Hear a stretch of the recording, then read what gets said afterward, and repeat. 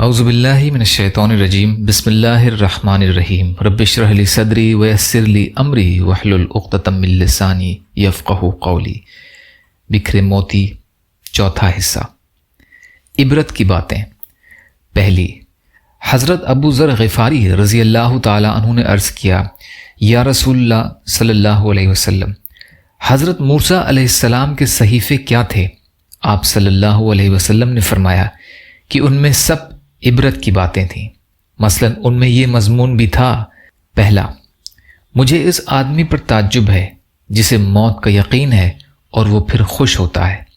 دوسرا، مجھے اس آدمی پر تعجب ہے جسے جہنم کا یقین ہے اور وہ پھر ہنستا ہے۔ تیسرا، مجھے اس آدمی پر تعجب ہے جسے تقدیر کا یقین ہے اور وہ پھر اپنے آپ کو بلا ضرورت تھکاتا ہے۔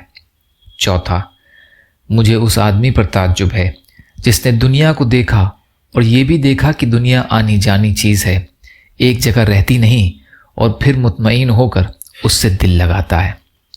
پانچواں، مجھے اس آدمی پر تعجب ہے جسے کل قیامت کے حساب کتاب پر یقین ہے اور پھر عمل نہیں کرتا۔ حیات الصحابہ۔ یا اللہ ہم سب کو کہنے سننے سے زیادہ عمل کی توفیق عطا فرما۔ یا اللہ مظلوم فلسطینیوں، کشمیریوں، روہنگیا مسلمان اور مسلمان جہاں بھی پریشان حال ہیں، ظالموں کے ظلم کا شکار ہیں، ان کی بھرپور مدد فرمائیے۔ ہم سب کو اپنی استطاعت کے بقدر اپنا حق ادا کرنے والا بنائیے۔ یا اللہ اپنے حلال میں سے دیجیے، حرام سے بچائیے، اپنے غیر سے بے نیاز کر دیجیے۔ جو مانگا وہ بھی عطا کر دیجیے، جو مانگنے سے رہ گئے وہ بھی عطا فرمائیے۔